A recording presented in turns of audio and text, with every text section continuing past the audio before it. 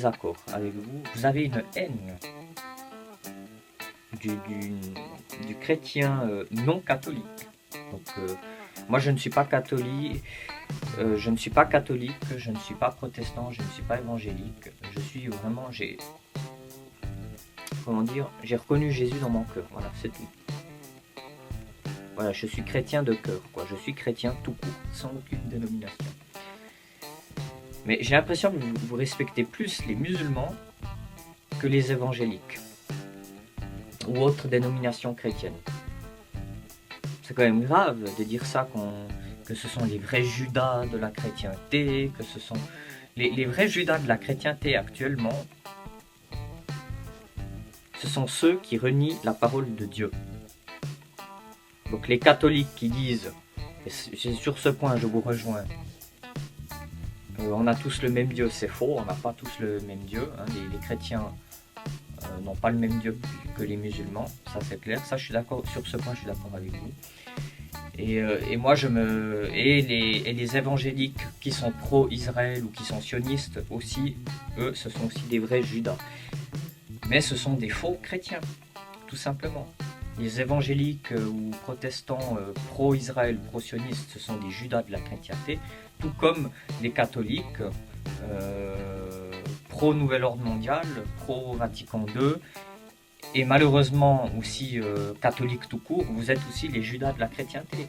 Vous, monsieur d'Alencourt, avec tout le respect bien entendu, vous avez que du mépris envers les protestants. Alors je suis d'accord avec vous que les protestants ont fait beaucoup d'hérésies, hein, ils ont, qui font beaucoup de scondo et qui font déshonneur à Dieu, ça je suis parfaitement d'accord. Mais l'Église catholique, on a fait des déshonneurs, monsieur d'Alencourt. Pourquoi vous n'avez, je m'excuse du terme, pas les couilles de dénoncer la pédophilie qu'il y a au Vatican? Parce que la pédophilie du Vatican, elle ne date pas que de Vatican II, elle date de bien avant. Regardez ce qui s'est passé avec les pensionnats amérindiens ou les pensionnats forcés en Europe, notamment en Suisse, que des enfants se faisaient, je m'excuse du terme, sodomiser par des prêtres. Et après leur acte immonde et satanique, ils allaient célébrer la messe en agitant leur hostie, leur idole hostie. Alors, il faut arrêter de me dire que les protestants, ils ont renié, le cœur même de la chrétienté, l'Eucharistie, la transsubstantiation. Je vous signale que la transsubstantiation, c'est satanique, c'est anti-biblique. L'Eucharistie, j'aimerais plutôt dire la Sainte Seine, où Jésus dit oui, faites ceci en mémoire de moi, mais il n'a pas dit quand vous en mangerez, ceci se transformera en mon sang, et ceci se transformera en mon corps. Vous faites de la théophagie. Théo, donc en grec Dieu, et phagie, manger. Vous mangez littéralement Dieu. Ça me fait sourire tout cela. Manger Dieu, c'est à un moment donné, c'est blasphématoire, c'est un blasphème la messe. La Bible dit il a été sacrifié une seule fois. Il a fait un sacrifice parfait sur la croix, une seule fois. Donc ce sont des dogmes sataniques, la transsubstantiation, de dire oui nous pouvons participer à la nature divine. Non, c'est faux, on ne peut pas participer à sa nature divine, vu que nous, les humains, nous ne sommes pas divins. Nous sommes d'essence,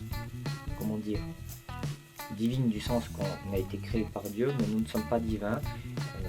Seulement Dieu est divin. Donc les trois personnes divines de la Sainte Trinité. Donc tous ces dogmes anti-bibliques, donc la transsubstantiation, la messe quotidienne, en plus le dimanche, si vous regardez si vous fouillez un petit peu dans les reliquats catholiques, hein, qu'à la base c'était du paganisme, le dimanche est pour honorer le dieu soleil. Donc je me demande qui vous honorez en fait, le dieu soleil ou le Dieu créateur de la Bible. me pose des questions. Et en plus, Jésus, c'était du pain, c'était pas une hostie, c'était du pain. Donc là aussi, il y a une autre idolâtrie. Le Jésus hostie ne vous sauvera pas. Le Jésus hostie est une idole. Le vrai Jésus qui sauve, c'est celui qui est assis à la droite de Dieu. Lui, c'est le vrai Jésus. Pas le Jésus catholique, ni le Jésus des témoins de Jéhovah, ni le Jésus des Mormons, ni le Jésus des protestants, ni le Jésus des orthodoxes.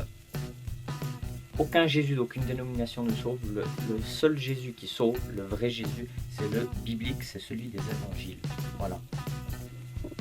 Et d'autre part, monsieur d'Alencourt, vous oubliez que l'islam a été créé par votre très cher Vatican.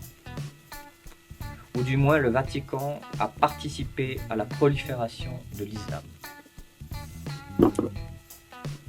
Ce sont des sources que j'ai de monsieur Alberto Rivera, ancien ex-jésuite, dont il dit clairement que le Vatican est un instrument de Satan et que le fondateur de la secte abominable et satanique des jésuites a été voulu par Satan. Donc sachez une chose, vous avez raison d'une part, oui, que Vatican II est une abomination, mais n'oubliez pas que le pape François est un jésuite, donc c'est une secte luciférienne. Ce sont eux les vrais chefs des Illuminati.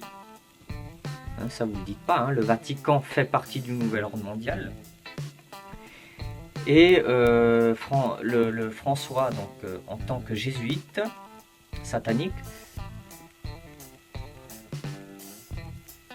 comment dire, il obéit aux ordres des instructions qui sont données, parce que le but de cette secte satanique, qui salit le nom du Seigneur Jésus, a pour but le nouvel ordre mondial et le culte de Lucifer. Donc vous êtes aveugle sur beaucoup de points, monsieur Dalancourt. Il faut arrêter, quoi. Il faut arrêter. D'ailleurs, c'est même un moine dominicain qui a fondé le nom Jéhovah. Donc les vraies hérésies ne viennent pas des protestants. Je dis les pires hérésies, je ne dis pas les protestants ont fait des hérésies et ils en font maintenant malheureusement. Mais les hérésies qu'on connaît actuellement, qu'on attribue aux protestants, viennent tout droit de Rome, monsieur Dalancourt.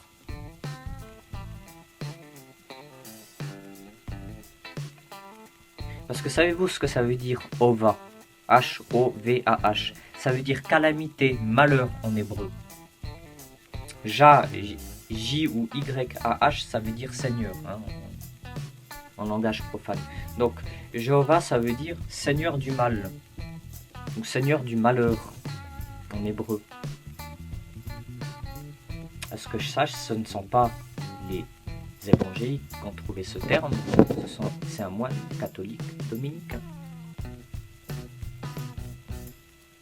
Donc vous vénérez Satan, c'est Satan. D'autre part, les évangéliques ont des fausses doctrines, qu'il y aura 7 ans de tribulation, donc que l'église se fera enlever avant la tribulation, et ensuite il y aura 7 ans de tribulation, et après ils reviendront. Ça aussi c'est une doctrine abominable, mais qui ne vient pas des évangéliques, monsieur Dalancourt. Je suis d'accord qu'ils prêchent une hérésie, mais ça ne vient pas des évangéliques, ça vient tout droit du Vatican, c'est un jésuite qui s'appelait Lankutsa, satanique, qui a propagé cette doctrine en se faisant passer pour un rabbin. C'est comme ça que Darby et Scofield ont propagé ces doctrines. Le pré-tribulationnisme vient des jésuites sataniques, monsieur Dalancourt. Voilà. Et vous prêchez une autre hérésie, d'une autre mouvance catholique. Voilà. Vous prêchez l'hérésie du sens qu'il n'y aura pas d'enlèvement. Alors oui, certes, il n'y aura pas d'enlèvement maintenant. L'enlèvement se fera après la Troisième Guerre mondiale. Parce qu'il ne faut pas confondre la Troisième Guerre mondiale avec la colère de Dieu. La colère de Dieu viendra après la Troisième Guerre mondiale et le règne de l'Antéchrist. L'Antéchrist régnera 3 ans et demi. Ça sera 3 ans et demi de tribulation. Mais avant ces 3 ans et demi de tribulation, il y aura des guerres civiles, ça sera un chaos comme on est en train de voir les prémices à l'heure actuelle. Donc, et après la tribulation, donc les chrétiens seront enlevés. Il y aura des anges qui viendront rassembler le peuple de Dieu et ils seront enlevés. Et après, il y aura la colère de Dieu sur les hommes impies, sur ceux qui auront adoré la bête. C'est bien écrit noir sur blanc dans l'Apocalypse. Mais vous prêchez, vous dites qu'il n'y a pas d'enlèvement et que le règne du Christ, c'est maintenant. Il viendra maintenant. Il n'y aura pas de tribulation. Pour vous, la tribulation, c'est maintenant.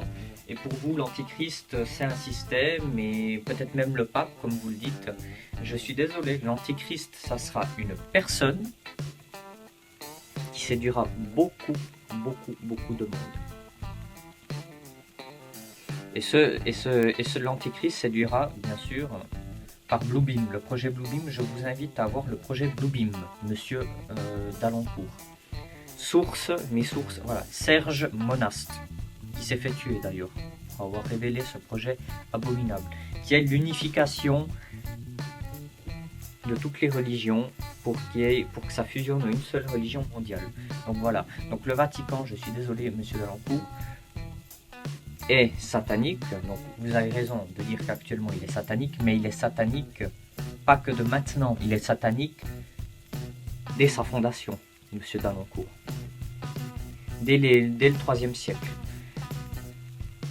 Dès le 3e, 4e siècle, le catholicisme a fait des choses qui sont contraires à la parole de Dieu. Et la parole de Dieu, c'est Jésus-Christ, comme le dit Apocalypse. Donc, monsieur d'Alencourt, je suis désolé, mais vous prêchez un faux évangile. Vous prêchez un faux évangile. C'est très dangereux ce que vous prêchez. Non, en fait, vous faites exactement le jeu du diable. Autant les évangéliques pré-tribulationnistes, donc ceux qui croient à l'enlèvement avant la tribulation, jouent le jeu du diable, parce qu'ils ne prépareront pas l'Église à affronter la tribulation, autant vous, monsieur d'Alencourt, vous jouez le jeu du diable en disant qu'il n'y a plus de tribulation, que la tribulation c'est maintenant, et que Jésus viendra bientôt, qu'il n'y aura pas l'Antichrist. En gros, vous jouez aussi le jeu du diable, comme certains évangéliques, monsieur d'Alencourt.